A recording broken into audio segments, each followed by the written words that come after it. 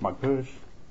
Okay, I've got you. Sweet. Hey, thank you, mate. It's a great pleasure to have a chat to you. How are you? Really good. We're up in Sydney at the moment, about to do a couple of shows up here, so things are going well ticket-wise, and the shows have been well received in Melbourne. So, yeah, looking forward to travelling around a bit and seeing what the crowds make of it all. Well, it's 20 years, mate. Does it seem just water under the bridge all that time? You and Phil are the only ones that have sort of been there for all that time. But how does that time frame pass? Yeah, it's a bit funny. It's like I guess looking at a photo album and listening to this sort of music. You kind of see and hear the flaws and sort of appreciate it for what it was at the time as well.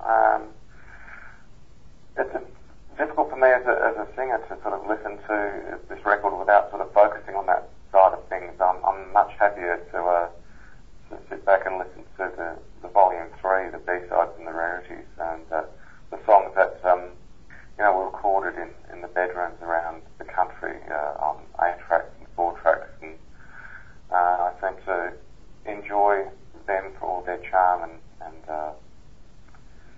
naivety, I suppose. And the box set is out at the moment. That's what you're referring to. It's quite an interesting package, quite different to your run-of-the-mill sort of best-of thing, which is really nice. Yeah, we tried to fit in as much as we possibly could onto 4 discs. So we've got a DVD with all the video clips that we made over time, as well as it's incredible sort of artwork. A friend of ours in Melbourne, Madeline Stoner, was involved in my artwork, and we sort of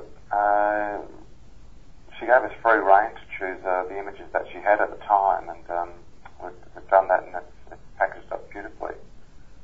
Works a treat, I think. Excellent. So will you have you'll have that sort of that for merch available at your shows for folks to grab? Yeah, look, we've got a whole range of merchandise coming across with us to Adelaide. We've got tea towels and t-shirts and jewellery. We've got some brooches and pendants for the ladies. So it's all based on Maddie's work. So they're really beautiful items. Excellent, fantastic. Not a lot of bands do that particularly well, and it's where people come to see you. They're sort of they're fired up in the moment, and they will delve into their pocket. Well, yeah, I hope so. I mean, they've been going pretty well so far, and because the box set has just come out in Melbourne, we sort of sold a truckload over the weekend. But tea towels, I don't know what it is about them. They're a beautiful thing, and I think people just want to have something to take home and put in the kitchen. I must admit, mate, I've never seen a promo item of a rock and roll band having a tea towel. I'm sure you've got a first. That's fantastic. Well, there you go. Thanks, mate. Look, one of the things I really like about the box set is as I said when we first started chatting, Phil and yourself have been there since day one, but you've had so many great musicians through the band. It's really nice to sort of have that documented for us people that have seen the band at different stages over that time. Yeah, I think it's really nice to have it all in one place as well, to be able to sort of flick through the booklet and see the different versions of the band, whether they be sort of Sydney-based or Melbourne-based, and whether there's members of the Cruel Sea or the Dirty Three in there. It's nice to have it in your hand and say, oh, okay, so that's the connection there, and it all sort of makes sense. It's, if someone were to do a family tree of the Black Eyed Susans, it would sort of extend for a very, very long time, and there'd be so many names sort of involved. It would be a long process to get it all done accurately, I think. It would be an interesting exercise and a really interesting thing to actually read. Yeah, well, the ball's in your court, Michael. Oh, thank you very much. and I guess one thing folks may not be so familiar with is the Black Eyed Susans is not a full-time gig for any of you guys, is it? Not these days. I mean, there was a period of time where we were doing commercially sort of quite well, and we were sort of touring quite a lot, and we went to the States and did a brief tour. We had some records released through Rick Rubin's label American Recordings over there, and also we had another label called Frontier for a time as well. So, there were, it ebbed and flowed in terms of popularity and time as well. So, no, now it's a different beast, and people have got jobs and families and all that thing that comes with middle age, and now we sort of do it more for pleasure than anything else, and it's been really enjoyable. Ladies and gentlemen, may I have your attention, please? The fire alarm. System is about to be Fantastic. tested. No action will be required. This will be a test only. I say again, the fire evacuation system is about to be tested throughout the building. Please disregard. I guess I can all edit this out, can't I? This will be a test only. Thank you. You can leave it in. Murphy's Law. Unbelievable. All right, we'll try and get in before they start making funny noises. Where was I? Because Dan's still playing with the drones, isn't he? Dan's playing with the drones. So he won't be joining us in Adelaide, but Graham Lee from the Triffids, Pedal Steel Ace, will be coming with us. And we've got two girls called the Ukuleles who will be joining us on stage as well, and they sing backing vocals. So wonderful. It'll be 7-piece in Adelaide. Wonderful. So it will be something a little different, something to look forward to. It will be something a little different, yeah. Wonderful, wonderful. And I just want to go back in time. Was when David passed away, was that a hard time to think, yes, the band needs to keep going, or it doesn't? Was it a hard decision to do that, or was it a sort of tribute to him that you were put your head down and this needs to happen? Yeah, David wasn't really involved in the band very much at the time of his passing. Obviously, there was a lot of history with us, and obviously he was a vital member of the band in the earlier days. But obviously, look, it had a huge effect on all of us, and still does. Even last night, I was watching TV. I was just watching one of those sort of travel shows, and lo and behold, My Baby Thinks She's a Train came on as the backing music, which is an early Triffids song. Mm-hmm. And I'd been at the ABC in Sydney doing some radio, and I bumped into David's second cousin. And I just thought, his presence has felt a lot. So I think about him a great deal, and he seems to, be omnipresent. Something about that's funny.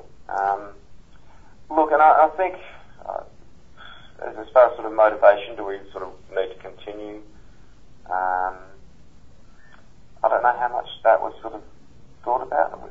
With the box set, we certainly did our best to include the alternate takes of songs where maybe Dave would have sung the demos. So, okay, yeah. I consider it a bit of a tribute to him as well, the box set. We've been involved in some of the Triffids shows around the country as well. I don't know if you've heard about them, but they reformed to do a show called A Secret in the Shape of a Song, which is a celebration of David's music, and they gathered a handful of singers around the country, Steve Kilby, myself, my brother Mark, Melanie Oxley, the guys from Youth Group were involved as well, and we did shows at the Sydney Festival, Melbourne Concert Hall, and across at the Perth Festival, and that's been a great sort of reminder of how potent and brilliant his writing was. So look, he's still there. Oh, and you're so right. His music still pops up all the time, and your ears prick up and think, oh yeah, just nice to have it still floating around indeed. If I can just, I guess a couple of my favourite tunes that I was hoping might be in your set. Smokin' Johnny Cash is one of my favourites. That's there, fantastic. And what about End of the World? End of the World. End of the World is there, yes. Ah, wonderful. Okay. Well, I'll be a happy punter then. And I quite like. I'm very very fond of your solo material, mate. Were any of that crawl into the show? Actually, we did. There was an early song that Dave and I wrote in London called Jimmy, and Dan Luscombe and myself recorded that, but the Susans never did. And we found the original demo version, which was recorded in London, which we put on Volume 3, The Rarities. And we've been performing that song with the Susans as we go around the country, the box set launch. So yes, one of the songs is there. Wonderful. And one that springs to mind that of my favourites was Song for a Drowning Man. It's got I'm going to try and quote a line, and I'm probably my memories could be wrong, but there's a line in it. There's something around a weatherman with the saddest eyes, and I just remember that as one of my favourite lines in a tune. Beware the man with the saddest eyes. Yes, that's it. You've got it. Yeah. My memory's not as bad as I thought it was. What's that? My memory's not as bad as I thought it was. Yeah. So it's funny. It's funny how people sort of do kind of cling on to you when they're sort of in a situation like that, and you have a choice to sort of help them out as much as possible, and sometimes you can save them, and other times they can sort of sink as much, even though you've given them as much help as you possibly can. So there's moments where you kind of have to make that sort of decision of sort of letting go or continuing to go down.